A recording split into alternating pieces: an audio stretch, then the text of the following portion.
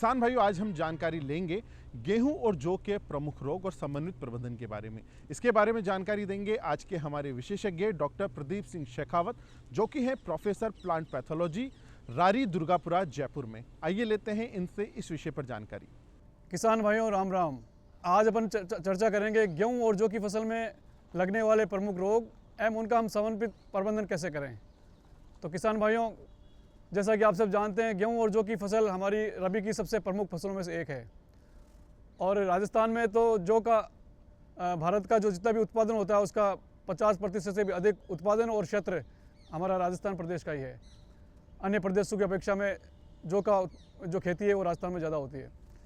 तो इन दोनों फसलों में जो प्रमुख रोग लगते हैं उनके बारे में हम बात करें तो सबसे पहले हम बात करते हैं कि जो बालियों में लगने वाले रोग।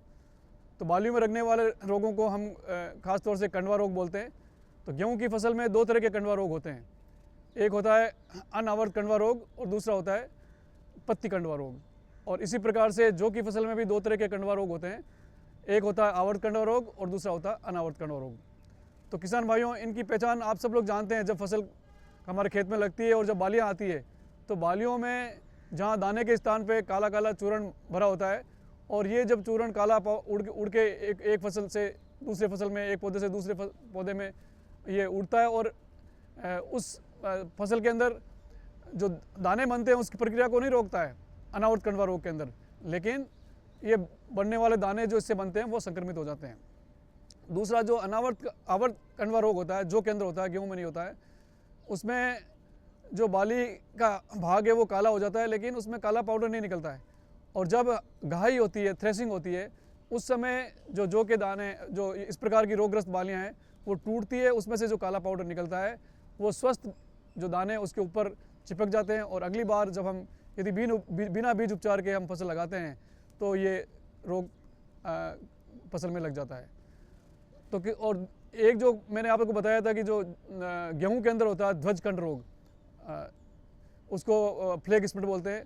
किसान भाई अपनी लोकल भाषा के अंदर उसको धूमशाह रोग भी बोलते हैं।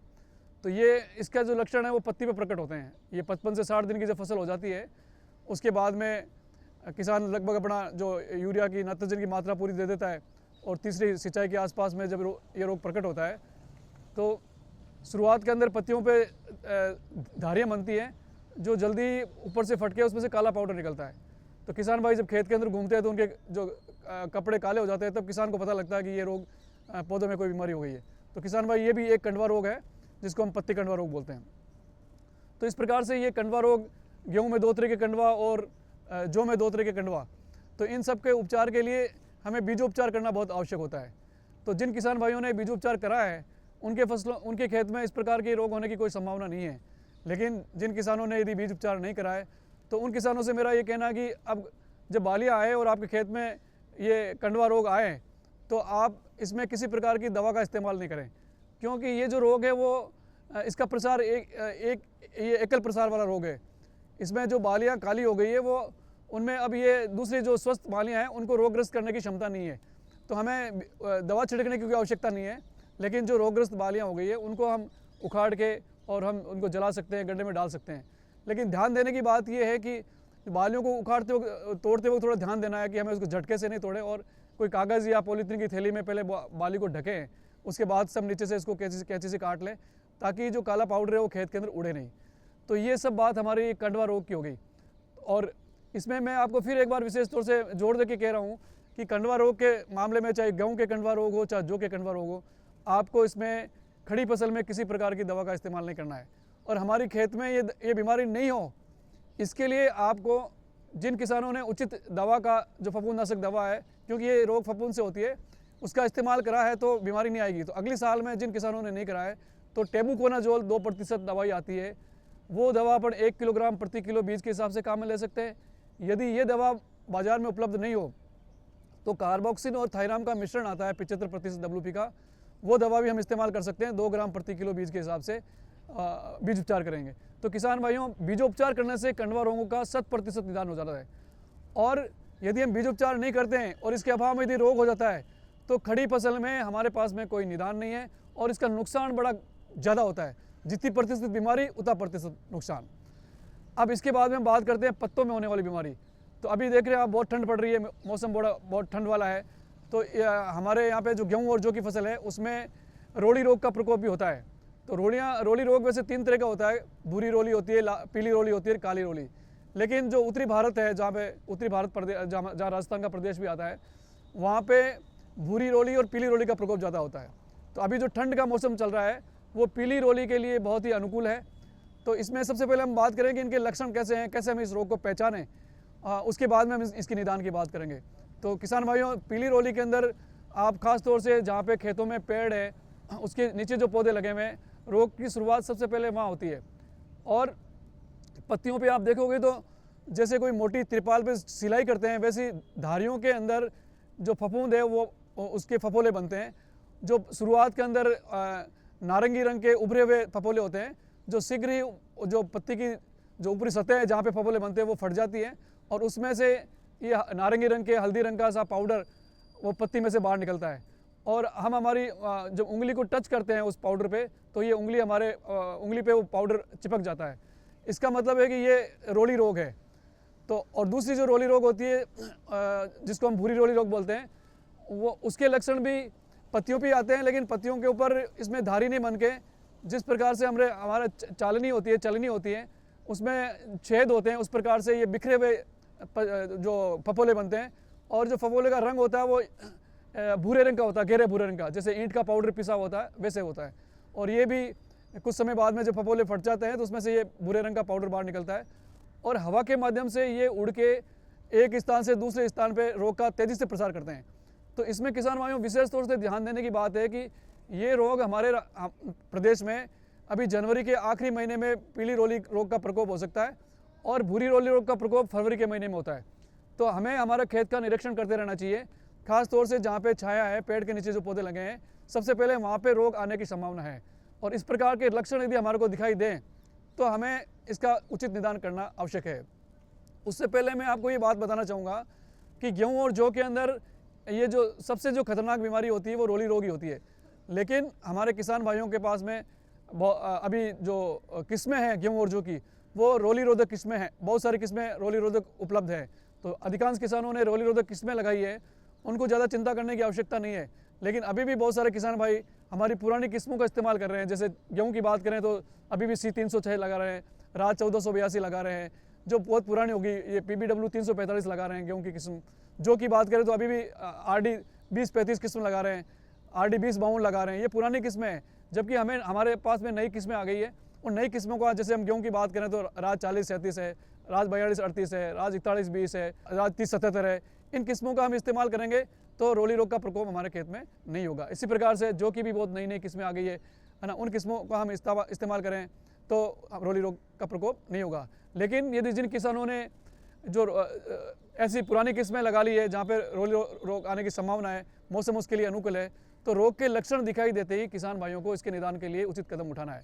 क्योंकि यदि हम इंतजार करते रहेंगे तो क्योंकि हवा के माध्यम से फैलने वाला ये रोग है तो बहुत तेज़ी से प्रसार करेगा।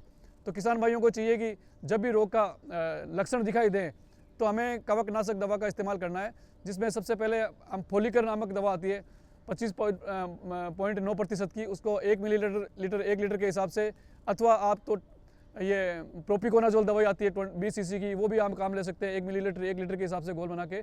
और जहाँ पे शुरुआत में हमें ये रोग एक छोटे से खेत के अंदर एक छोटे से पॉइंट के रूप में एक ही क्षेत्र में एक सर्किल के रूप में आता है, तो वहाँ पे हमें लगभग उसके 10 मीटर दायरे में हम छिड़काव कर लेंगे तो हमें पूरे खेत में छिड़काव करने की आवश्यकता नहीं पड़ेगी। लेकिन यदि हम देरी कर देंगे तो खेत इसमें रोग का प्रसार तेज़ी से हो जाएगा और समय रहते हमें जो मैंने आपको दवा बताई है उसका इस्तेमाल हमारे को करना है। इस प्रकार से हम सतर्कता के साथ में रोली रोग की सही पहचान के बाद में हम उचित दवा के साथ में हम इसका नियंत्रण करेंगे तो किसान भाइयों ये रोली रोग से होने वाला जो रोग है उससे हमारी फसल को बचा लेंगे और इसका नुकसान से हम बच पाएंगे। अब इसके बाद में जो अलग दूसरी महत्वपूर्ण बीमारी आती है वो है करनाल बंट। करनाल बंट एक ऐसी बीमारी है किसान भाइयों जिससे गेहूं की गुणवत्ता खराब हो जाती है। और अभी आप सब जान रहे हैं कि भारत देश है वो केवल गेहूं उत्पादन में आत्मनिर्भर ही नहीं है, बल्कि दूसरे कई देशों को गेहूं को हम निर्यात करते हैं। तो ये अंतर्राष्ट्रीय बाजार के अंदर जो करनाल बंट है वो बीमारी उसके लिए बहुत ज़्यादा रुकावट पैदा करती है, क्योंकि पूरे जहाज़ में जहाँ हम गेहूँ का भेजते हैं दूसरे देशों में, वहाँ पे यदि एक दाना भी करनाल बंट का संक्रमित दाना मिल जाता है तो फिर वो हमारे गेहूँ को स्वीकार नहीं करते हैं। तो ऐसे केस में ये अंतर्राष्ट्रीय व्यापार के मामले में बहुत ही महत्वपूर्ण बीमारी है। तो उसमें आपको क्या, ये खड़ी फसल में जो फसल लगी होगी उस समय आपको इसके लक्षण प्रकट नहीं होंगे, लेकिन जिन क्षेत्रों में करनाल बंट आ रहा है तो आप जब फसल की जब हम घाई करेंगे, गेहूँ की ढेरी हमारे सामने आएगी फसल कटाई के बाद में, तो आप देखोगे कि बहुत सारे दानों के अंदर जो दाने का जो मुंह है वहाँ पे काला काला पाउडर काला बन जाता है। उसको हम कोई सफ़ेद कागज़ पर दबा के देखते हैं तो उसमें से काला काला पाउडर निकलता है। इसका मतलब है कि वो करनाल बंट है। तो ये एक मृदा जनित रोग है, मृदा के माध्यम से आता है ना, बीज के द्वारा फिर मृदा के अंदर ये फफूंद फैलती है और धीरे धीरे ये पौधे के अंदर आती है। तो इसमें किसान भाइयों, इससे बचने के लिए जिन खेतों के अंदर करनाल बंट आता है और ये पता लग गया कि यार इस एरिया में करनाल बंट है, इन खेतों में करनाल बंट है, उन किसानों को चाहिए कि वो रोग के लक्षण का इंतजार नहीं करें, फसल की अवस्था के हिसाब से हमें 2 छिड़काव इसमें करने पड़ेंगे। तो सबसे पहले हम करेंगे जिसको हम कहते हैं फसल जब पोटे में आती है और जब बाली निकलने की अवस्था होती है उस समय हम प्रोपिकोनाजोल नामक दवा आती है, उसका 1 लीटर पानी के हिसाब से घोल करेंगे और इसी दवा का छिड़काव हम 15 दिन के अंतराल पे जब 1 उंगल बाली बाहर निकल जाएगी पोटे से उस समय हमें इसका छिड़काव करना है। तो किसान भाइयों, इस प्रकार से हम दवा का इस्तेमाल करेंगे तो हम करनाल बंट बीमारी से बच जाएंगे। इसके अलावा एक महत्वपूर्ण बीमारी जो होती है गेहूँ और जौ की दोनों फसलों में, जिसको हम बोलते हैं मोलिया रोग। ये मोलिया रोग एक तरह के सूत्रकृमि से होने वाली बीमारी है और खेत के अंदर आप देखेंगे कि जो गेहूँ और जौ की फसल है वो जगह जगह पे छोटी रह जाती है, बोनी रह जाती है। कई स्थान पे फसल अच्छी होती है लेकिन जगह जगह स्थान पे जो फसल है वो छोटी रह जाती है और आप उसमें यूरिया की मात्रा पर्याप्त मात्रा में देते हैं, उसके बावजूद भी फसल का उठाव नहीं होता है। इसका मतलब है कि वहाँ पे मोलिया रोग का प्रकोप हो सकता है और फसल में पीलापन भी होता है। नाइट्रोजन की पर्याप्त मात्रा देने के बावजूद भी फसल में पीलापन है, इसका मतलब है कि वहाँ पे मोलिया रोग हो सकता है। तो किसान भाइयों, इसके हमें पुख्ता करने के लिए कि भाई ये मोलिया रोग है, हमें पौधे को उखाड़ना होगा और उखाड़ने के बाद में हम पानी से धो के हम देखेंगे तो जो रोगग्रस्त पौधा है उसकी जड़ें गुच्छेदार बनती है और जो स्वस्थ पौधा है उसके अंदर आपको 2-3 तंतु मिलेंगे जड़ के, लेकिन जो रोगग्रस्त पौधा है उसमें एकदम गुच्छा बन जाएगा, बालों का गुच्छा जैसा।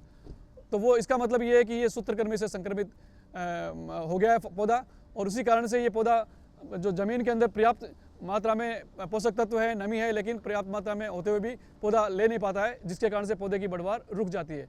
तो इस रोग से बचने के लिए जहाँ तक जौ की बात करें तो हमारे पास 2 किस्में हैं, RD 2052 और 2035।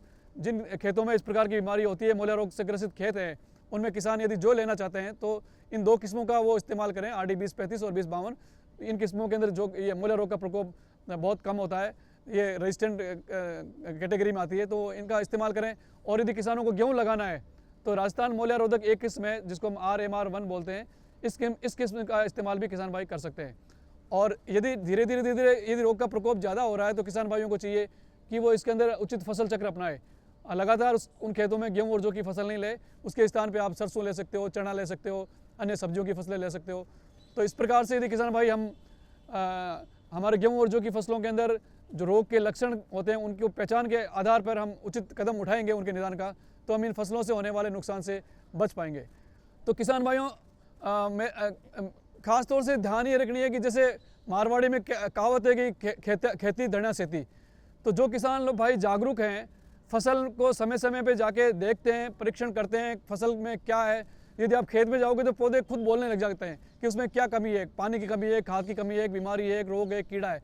तो जो किसान जागरूक हैं, खेत में जाते हैं, उनको शुरुआत में पता चल जाता है कि फसल के अंदर ये समस्या है और किसी भी समस्या का समाधान हम शुरुआत में करते हैं तो वो अच्छी तरीके से भी होता है, हमारे आदान भी कम लगते हैं और वो उसका जो असर है वो भी ज़्यादा अच्छा होता है। तो किसान भाइयों से मेरा यही कहना है कि अभी बहुत अच्छी फसल है खेतों में, तो आप समय समय पे इसका निरीक्षण करें और उसके आधार पे जब भी कोई आपको कीड़ा मकोड़ा या कोई बीमारी लगे या उसमें कोई पोषक तत्व की कमी लगे, उसकी पहचान के आधार पे आप फसल को उसके अंदर उचित निदान करें तो हम अच्छा भरपूर उत्पादन ले पाएंगे। किसान भाइयों, आपको हमारे कार्यक्रम कैसा लगता है? अगर आप कहें कोई सुझाव तो आप हमें लिख सकते हैं। हमारा पता है कृषि दर्शन, DD राजस्थान, दूरदर्शन केंद्र, झालाना डूंगरी, जयपुर। आप हमें ईमेल भी लिख सकते हैं। हमारी ईमेल ID है krishidarshanjaipur@gmail.com। तो किसान भाइयों, आज के कार्यक्रम में इतना ही। अब दीजिए हमें इजाज़त। नमस्कार।